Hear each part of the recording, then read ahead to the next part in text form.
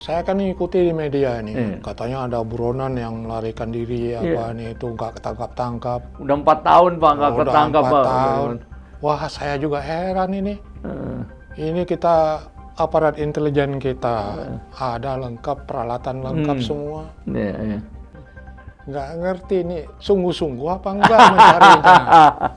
Katanya kalau maling-maling ayam itu langsung ditangkap aja apa nih. Ya mereka nggak punya benteng.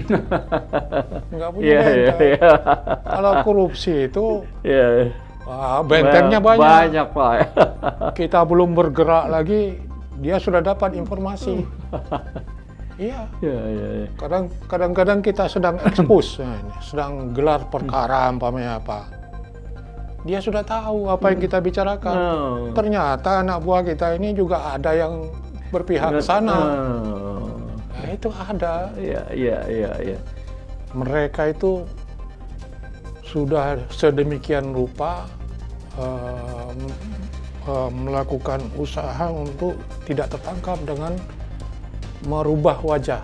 Oh ada tuh Pak, jadi bukan cerita-cerita ya operasi Bukan. wajah, itu memang Bukan. kenyataan itu Pak ya? Bukan itu yang sesungguhnya.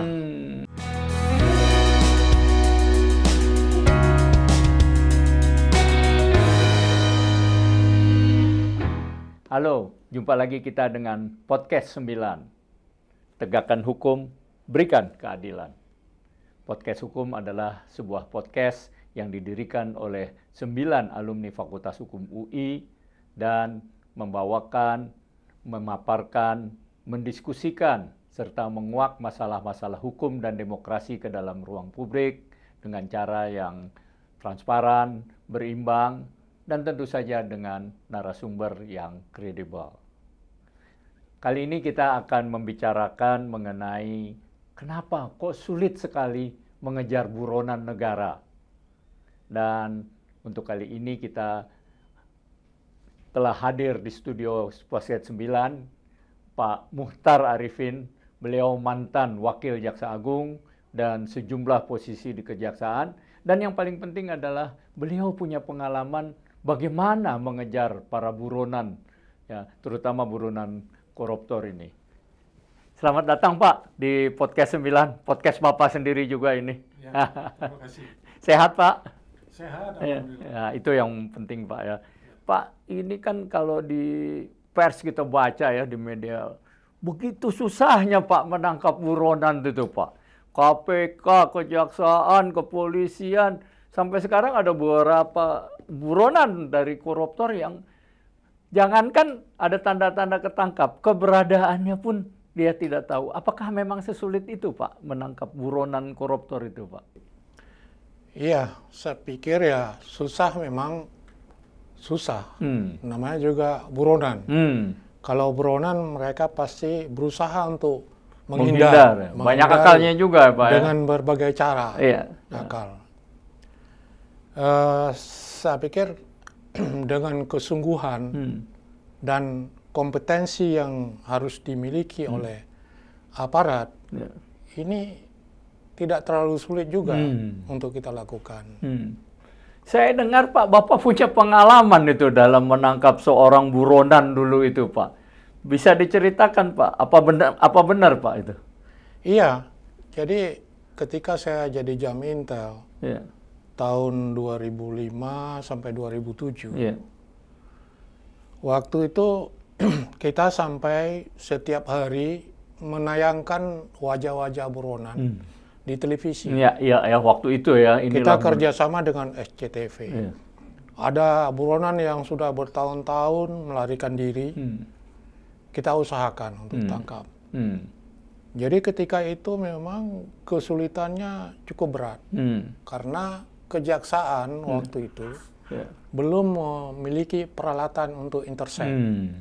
Belum ada sama sekali. Jadi nggak tahu buronannya di mana, apa yang dibicarakan ya. Tapi dengan kesungguhan, Iya. kita bekerja sama dengan aparat penegak hukum lain yang sudah memiliki peralatan itu. Ya, ya. Nah, dengan metode-metode intelijen yang kita pelajari dan kita lakukan, itu berhasil kita melakukan penangkapan. Iya. Padahal ada seorang yang saya ingat, mereka itu sudah sedemikian rupa melakukan usaha untuk tidak tertangkap dengan merubah wajah. Oh, ada tuh Pak. Jadi bukan cerita-cerita ya, operasi wajah. Itu memang kenyataan itu Pak ya? Bukan, itu yang sesungguhnya. Kalau saya bisa ceritakan, case-nya itu adalah salah seorang pejabat tinggi di Pertamina, direktur pengolahan. Waktu itu sebetulnya korupsinya bersama-sama dengan pejabat negara yang lebih tinggi lagi. Sudah jadi buronan bertahun-tahun. Udah nggak tahu kemana Pak ya buronan itu? Nggak tahu. Jadi dia sudah dihukum 6 tahun. Terus melarikan diri. Melarikan diri dia Pak ya? Melarikan diri. Nggak ketahuan di luar negeri apa di mana? Belum ketahuan waktu itu. Ketika saya menjadi jam intel, pertama tentu saya menginventarisir siapa-siapa buronannya, case-nya apa. Nah, saya ambil itu yang menonjol waktu itu. Nah, saya lakukanlah operasi. Operasi intelijen. Saya bikin target operasi. Nah, saya bentuk tim. Lalu saya berikan arahan-arahan. Ya, kita kesulitannya waktu itu nggak punya alat intercept. Nggak bisa melacak sama sekali, nggak tahu dia di mana Pak. Jadi dengan ilmu-ilmu intelijen dasar yang kita miliki itu, saya mengarahkan tim. Pertama-tama adalah untuk mencari data-data tentang buronan ini, kemudian keluarganya, teman-temannya siapa. Kita usahakan supaya dapat nomor telepon, nomor telepon rumah, nomor telepon kantor, HP-nya, semuanya kita kolek. Nah, kita kolek. Dari pelacakan itu kita mulai menemui titik terang. Titik terang tentang di mana keberadaan buronan yang kita cari ini.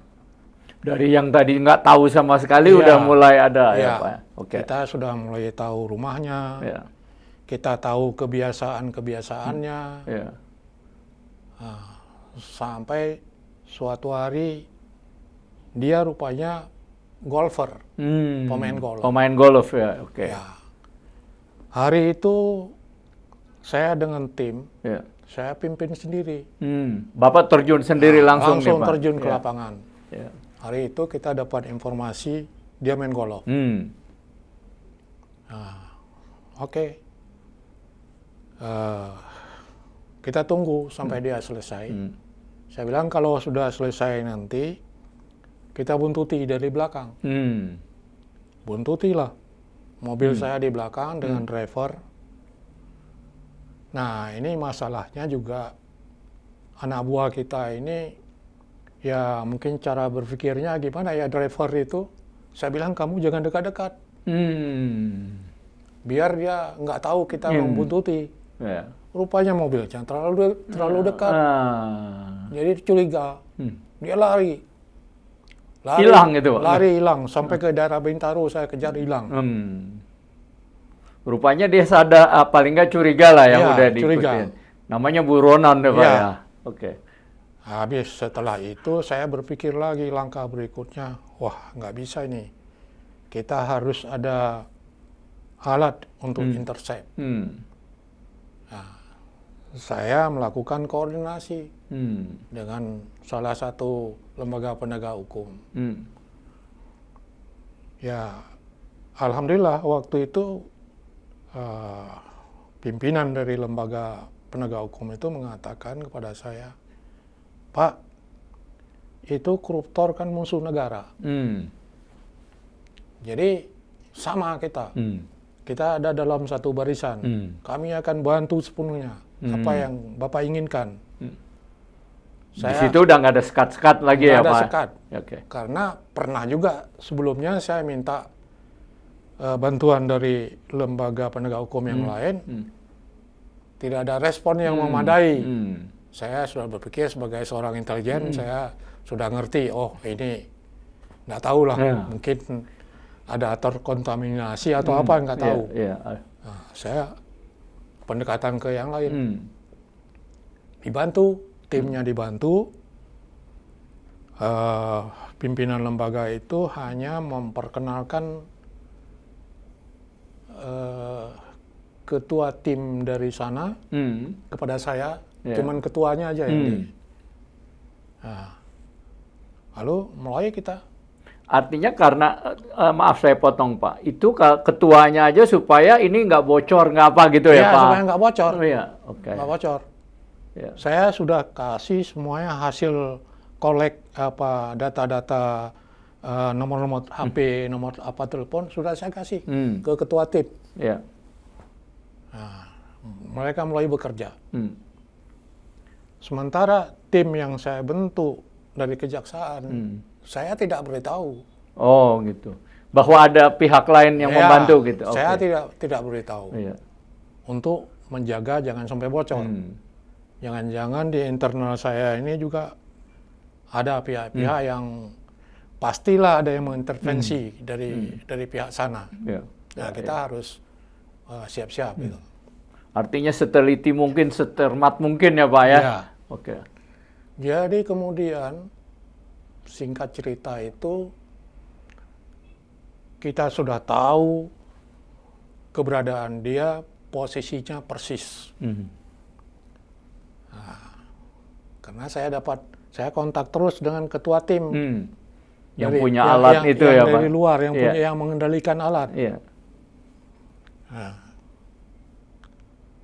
hari itu saya tetapkan sebagai hari H. Saya perintahkan anggota saya, tim, kumpul semua, konsinyir di suatu ruangan. Ada direktur saya itu, konsinyir kalian di sini sampai ada perintah nanti. Konsinyir. Artinya dia nggak berhubungan dengan siapa-siapa ya Pak? Nggak berhubungan dengan siapa-siapa, tunggu perintah saya. Jam 2, saya udah bilang kan, siapkan 3 kendaraan. Oke, turun dari kantor, keluar. Berangkat nih jam 2, konsinyir dari pagi Pak ya? Dari pagi. Oke. Lalu saya ikut di mobil saya. Terpisah dari mobil, dengan ketua tim, nah, yang senior itu, ketua tim. Dia tanya, kemana Pak, katanya. Saya bilang, ada tugas hari ini. Nanti pada waktunya saya beritahu. Ikut aja.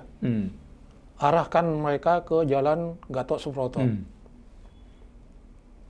Sampai jalan Gatot Subroto, saya suruh turun mereka. Tunggu Pak, jadi tim Bapak sendiri Bapak tidak kasih tahu hari itu mau operasi apa, ngapain, nggak tahu? Tidak tahu. Tugas mereka tahu tugas, karena selama ini udah saya bentuk tim itu. Cuman apa eksekusinya kapan, gimana, mereka nggak tahu. Oke. Jadi sampai di sana, saya suruh turun, saya brief lagi. Itu gedung yang tinggi itu, 52 lantai. Itu di lantai 52, ini sasaran. Mobilnya, nomornya ini, mereknya ini, apa ini. Ini gedung, pintu keluar ada 3. Bagi semua anggota tim. Bagi saya, ini udah kayak film juga nih Pak ya? Kayak film. Jadi tiga tim,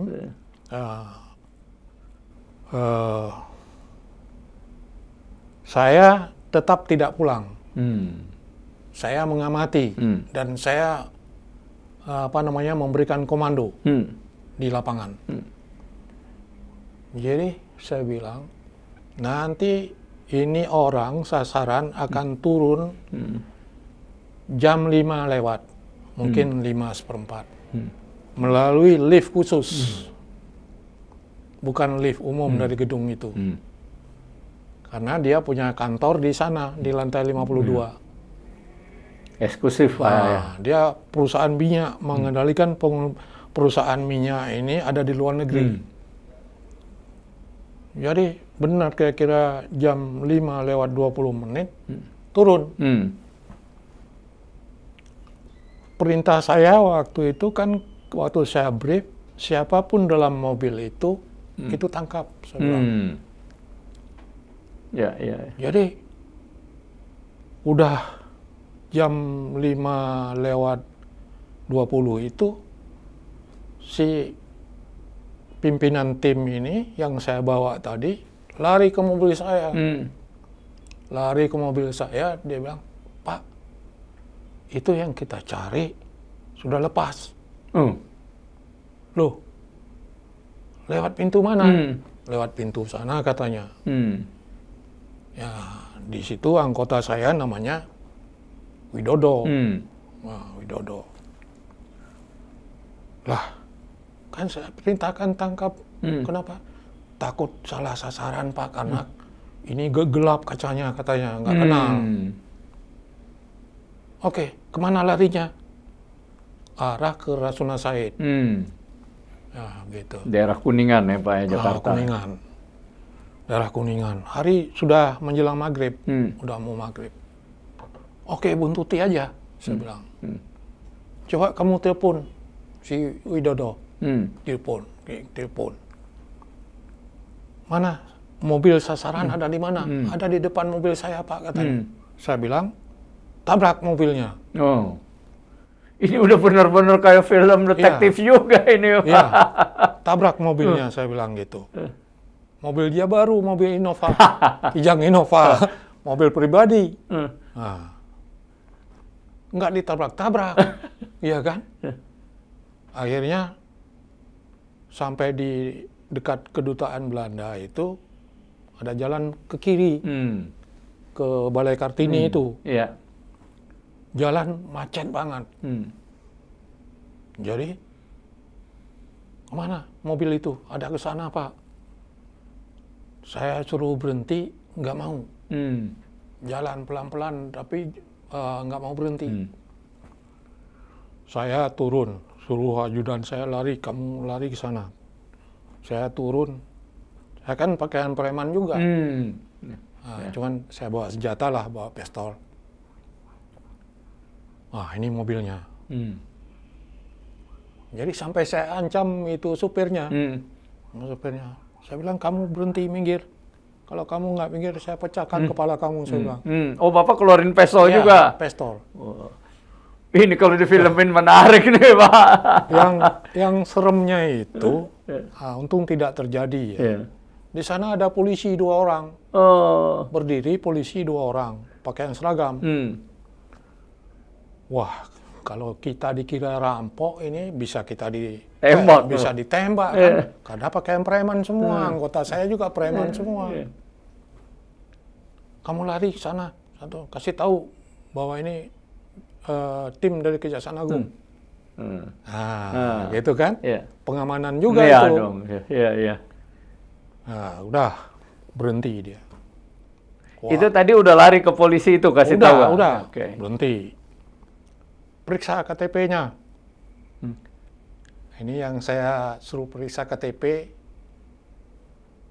Ya, kemudian jadi orang lah, jadi Jampitsus itu. Saya promosi waktu itu sampai Kajati dan sebagainya.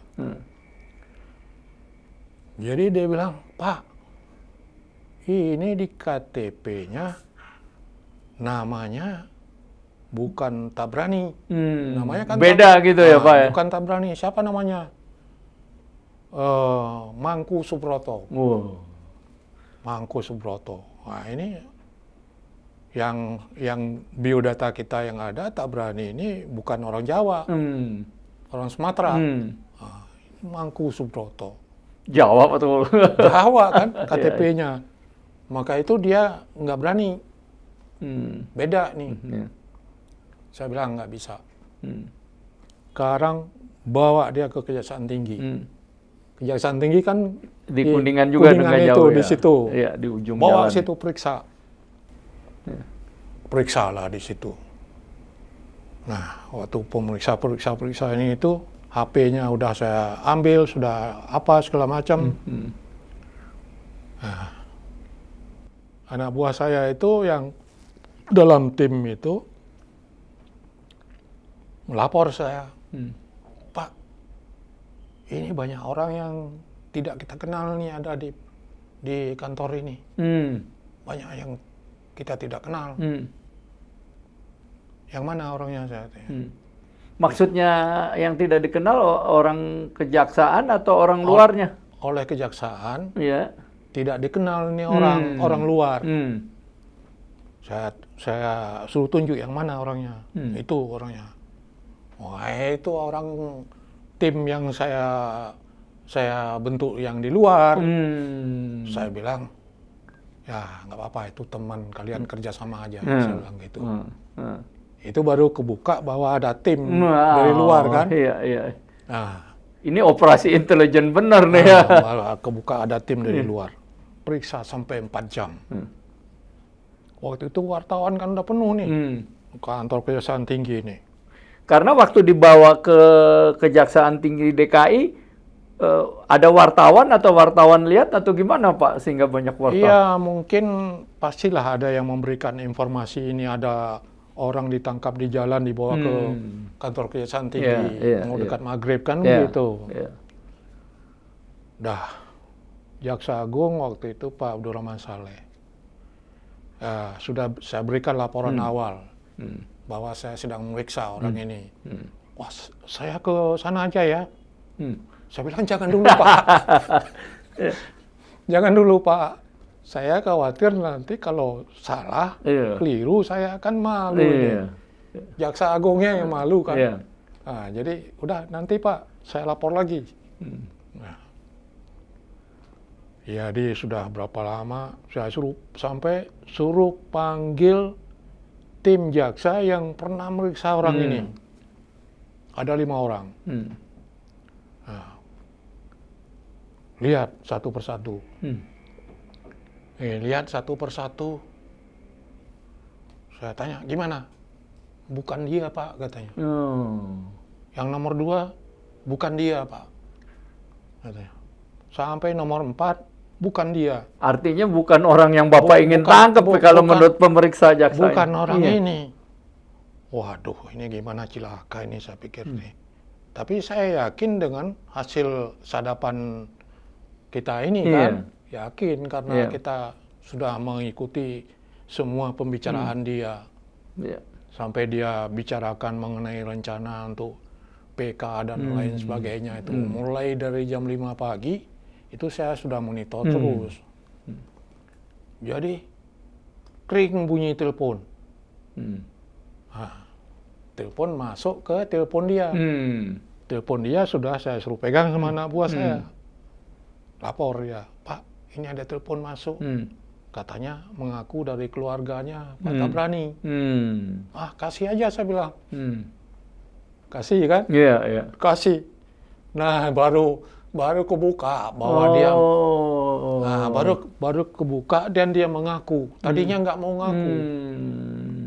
Ngaku. Saya cocokkan nomor telepon keluarganya itu dengan yang sudah ada sama saya. Sudah dikumpulin oleh tim saya kan. Oh, cocok ini. Kasih aja saya bilang. Ya dia bicara. Itulah baru ngaku. Dia bicara sama keluarganya, Pak? Bicara apa aja, terserah, bicara aja. Saya bilang gitu. Dan ketahuan bahwa dia... Sudah itu, ya meskipun dia protes, teriak-teriak bahwa bukan saya aja Pak yang melakukan ini. Oh, dianya protes itu Pak? Teriak-teriak gitu?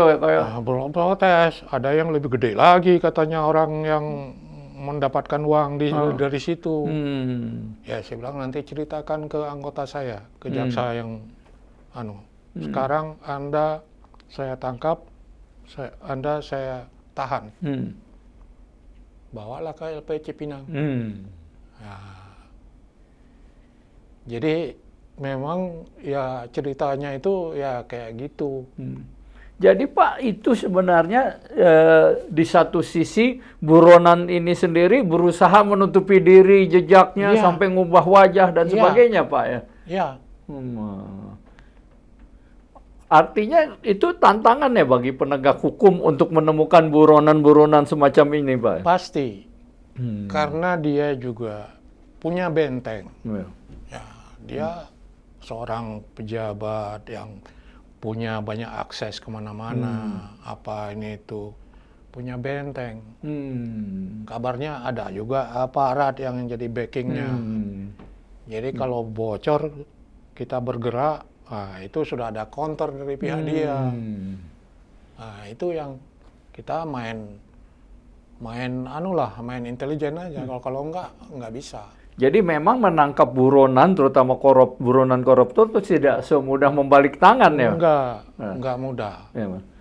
Oke. Tapi Pak, kalau misalnya kan kayak Bapak tadi ada usaha terus-menerus yang intens, kalau ada willingness, kemauan gitu dari aparat itu bisa Pak? Itu yang paling penting. Oh, itu yang paling penting Pak ya. Jadi kompetensi harus cukup Iya.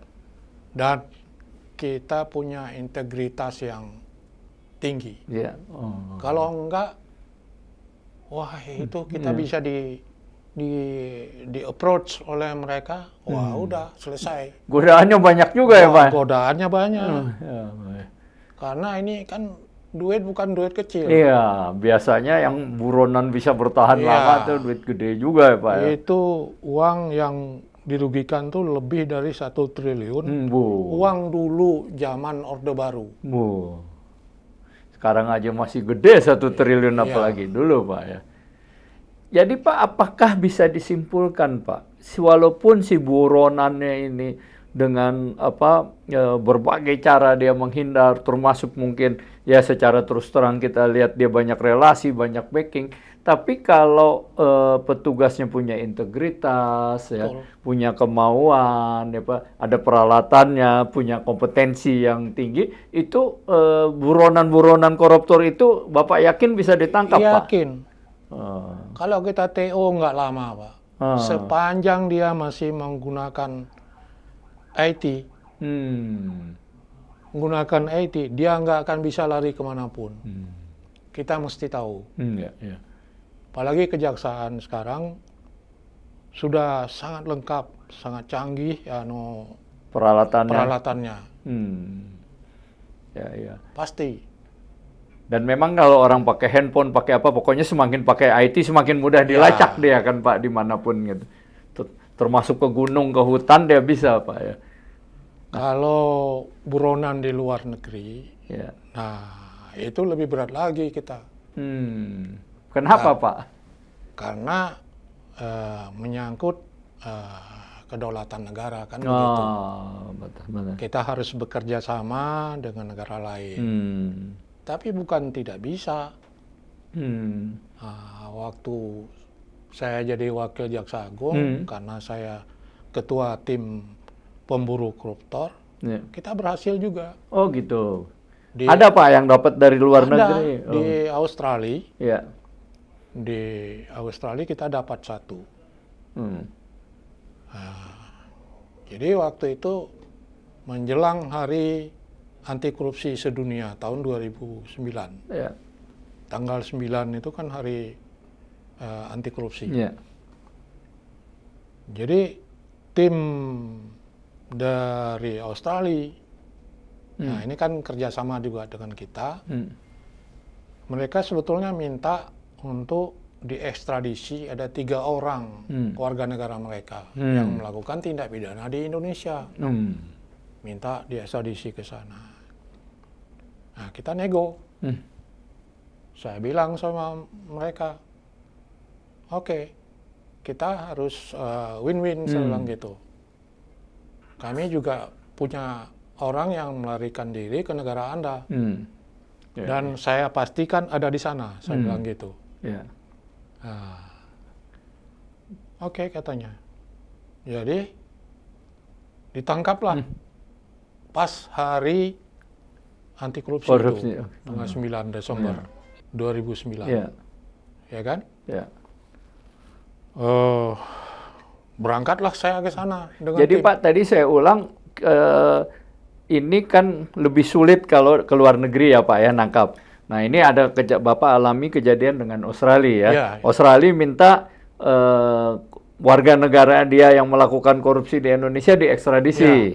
Kan? Bapak bilang, ya boleh aja, tapi yang warga negara gua juga ada di sana gitu. Itu tangkap dulu, baru kita kasih ini, saya bilang gitu. Mau mereka? Mau, Pas hari korupsi ditangkap itu. Tangkap. Nah, saya dengan tim turun ke sana. Sampai sana, kita ke ibu kota, ke Canberra. Bicara di sana di kantor Kejaksaan Agung. Saya bilang, saya kepingin ketemu dengan orang yang Anda tangkap.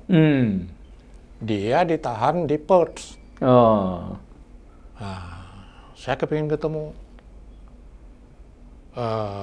Maksud saya kepingin ketemu supaya saya bisa cepat membawa pulang dia, tidak perlu proses hukum. Nah, sebab di sana buronan itu punya hak untuk membela diri. Jadi kalau dia keberatan nggak bisa. Panjang lagi prosesnya. Panjang. Pak. Bisa tahunan. Saya bilang saya kepingin ketemu. Saya mau memberitahu sama dia. Saya bilang sama jaksa di sana, apa yang saya ingin bicarakan. Saya ingin beritahu kalau dia kooperatif, dia nggak kena hukuman seumur hidup. Saya bilang. Paling-paling 10 tahun dari pengalaman kita menangani korupsi di Indonesia. Tapi karena dia diadili secara in absentia, dia kan seumur hidup. Kan berat dia. Oh gitu Pak, katanya. Iya, saya bilang gitu. Anda boleh ikut nanti lihat apa yang saya bicarakan dengan orangnya. Rupanya diblok sama pengacaranya. Lawyernya itu diblok, nggak bisa ketemu. Jadi nggak mau ketemu jadinya. Ya udah, kita pulang. Baru 2,5 tahun kemudian akhirnya diekstradisi juga setelah ini proses peradilannya itu selesai semua. Panjang memang. Panjang. Dan dia dihukum tetap seumur hidup. Tetap seumur hidup ya Pak ya. Nah, karena dia pernah mencoba untuk PK di Mahkamah Agung. Nah, kita blok ke Mahkamah Agung. Jadi kalau mau PK, orangnya mana? Harus hadir ya. Orangnya mana yang mengajukan? Gitu. Iya. Nggak bisa, orang lain nggak bisa. Betul. Gitu. Nah, yang tadi barter warga negara Australia, ya kita kasih. Setelah dia kembali? Iya, setelah dia kembali. Oh, gitu. Jadi menarik juga ya Pak ya, menarik, menegangkan, sebenarnya juga berliku-liku dalam memburu para koruptor ini. Di luar negeri makan energi kita. Termasuk biaya juga lumayan ya Pak ya. Pernah ke Swiss, cari ke sana. Itu kasus di Bank Mandiri. Yang terlibat itu di rootnya. Ya sekarang udah meninggal. Iya, saya tahu. Wah, dia suruh temannya transfer uang $5 juta ke sana, Bank Swiss. Saya dengan tim pergi ke sana cari. Akhirnya jaksa di sana yang punya otoritas mengakui setelah dicek bank itu benar ada. Ya saya bilang kalau benar, Anda dong, kabulkan dong permintaan kita. Kita katanya bisa mengabulkan sepanjang pihak Indonesia bisa menunjukkan bukti bahwa perkaranya Ada. Nah, case-nya ini. Begitu. Artinya dia minta bahwa ini sudah diperiksa atau sudah diadilin maksud permintaan dari Swiss itu, Pak? Sudah dalam pemeriksaan, tapi ada bukti yang kuat. Nah, gitu. Umpamanya kalau transfer, ada bukti transfernya. Nah, uang itu dari siapa? Jadi ini agak rumit juga, karena ini kan melalui Singapura, melalui orang lain. Ada pencucian uang di situ, Pak, ya? Kan yang nangani kasus itu juga itu harus kita libatkan polisi. Kita koordinasi, kan di dalam tim pemburu koruptor itu ada juga dari unsur kepolisian. Nah, sementara ini proses berlangsung itu saya udah nggak tahu lagi, udah pensiun. Gitu. Pensiun. Ya Pak, kalau lihat cerita Bapak ya Pak, memang susah ya. Tapi kalau ada usaha kemauan tuh kemungkinan terkuak itu besar ya Pak. Ya? Bisa. Makanya itu saya kan ikuti di media ini. Katanya ada buronan yang melarikan diri itu nggak ketangkap-tangkap. Udah 4 tahun Pak nggak ketangkap Pak. 4 tahun. Wah, saya juga heran ini. Ini kita aparat intelijen kita ada lengkap, peralatan lengkap semua. Gitu ya Pak. Mungkin Bapak melihat ada faktor X nggak Pak? Terutama kalau ini terkait dengan politik misalnya Pak. Ya kalau faktor X itu pasti ada. Itulah yang saya ceritakan tadi sebagai benteng. Jadi orang yang melakukan tindak pidana terutama yang besar-besar, kenapa sulit dijangkau oleh penegak hukum? Karena dia punya benteng yang kuat. Dia kenal dengan aparat penegak hukum, kenal dengan politisi, kenal dengan ini, dengan itu, segala macam. Itu semua adalah benteng. Yang menghalangi penangkapan. Maka itu kalau kita belajar sosiologi hukum, kita ngerti. Orang kan, masyarakat melihat hukum itu tajam ke bawah, tumpul ke atas. Katanya kalau maling-maling ayam itu langsung ditangkap aja. Ya mereka nggak punya benteng. Nggak punya benteng. Kalau korupsi itu bentengnya banyak. Banyak Pak. Kita belum bergerak lagi, dia sudah dapat informasi. Iya. Kadang-kadang kita sedang expose, sedang gelar perkara umpamanya apa. Dia sudah tahu apa yang kita bicarakan. Ternyata anak buah kita ini juga ada yang berpihak ke sana. Nah, itu ada. Iya. Jadi kemungkinan kalau ada buronan yang 4 tahun gitu ya, sampai sekarang 5 tahun nggak ketangkap, padahal sudah dikerahkan dari semua instansi Pak. Dari KPK, dari Kejaksaan, Kepolisian, dari semua nggak ketangkap-tangkap, malah nggak diketahui di mana katanya Pak. Itu saya nggak ngerti. Nggak ngerti ini sungguh-sungguh apa enggak mencarinya. Tapi kira-kira sudah bisa dipahami lah kenapa itu terjadi ya Pak ya. Itu. Kalau dilihat dari cerita Bapak gitu ya Pak ya, kita tidak menuduh, tapi faktor-faktor tadi, benteng-benteng itu banyak Pak ya. Orang yang saya tangkap itu sudah operasi wajah, sudah ganti KTP, kok bisa ketangkap?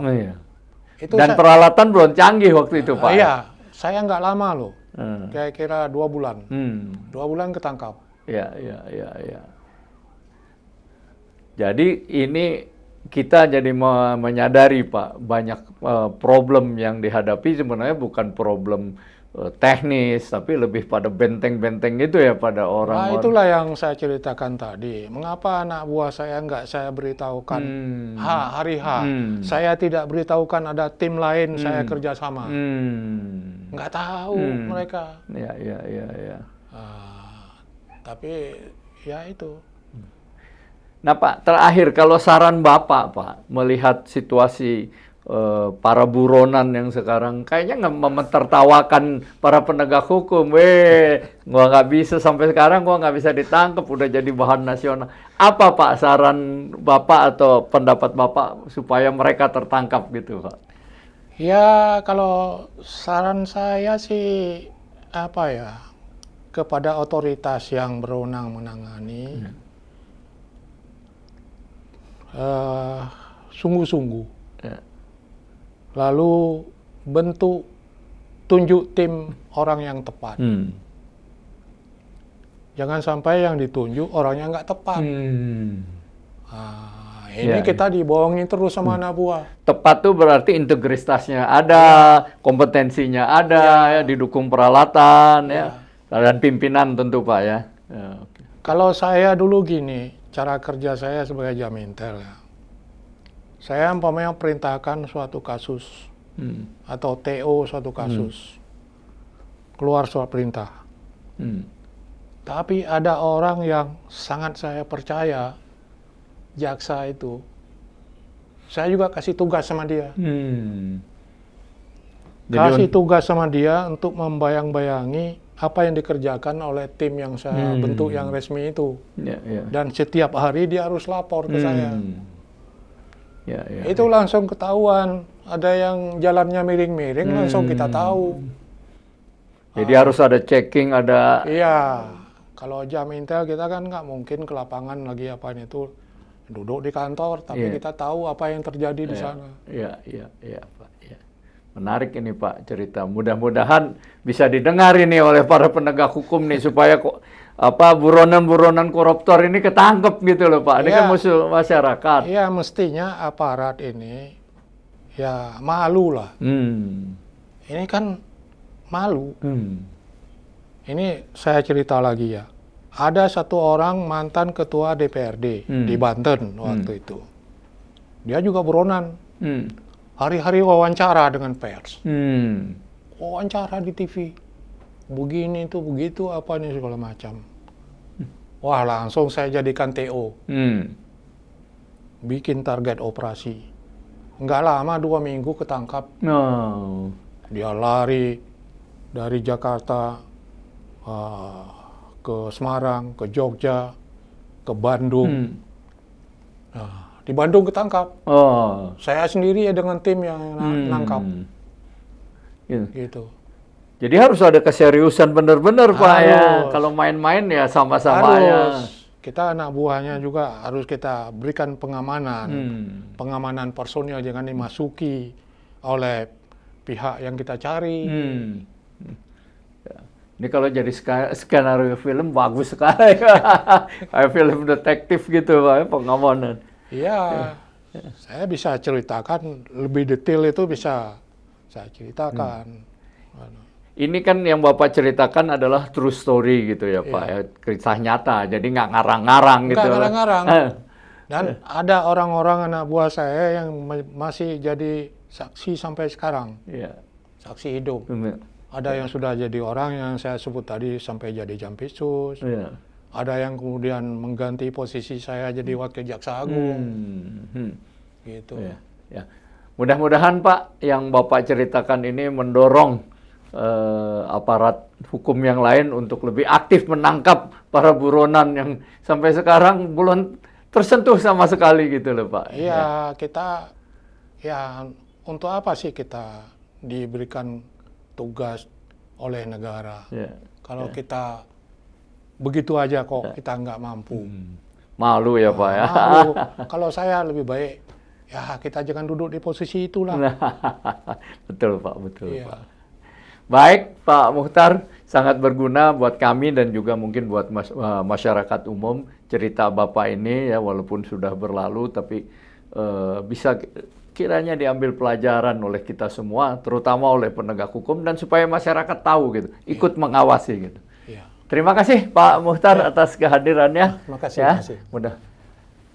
Demikian bincang-bincang kita tentang bagaimana menangkap buronan, terutama buronan koruptor. Sampai yang akan datang, podcast 9 yang akan datang. Tegakkan hukum, berikan keadilan.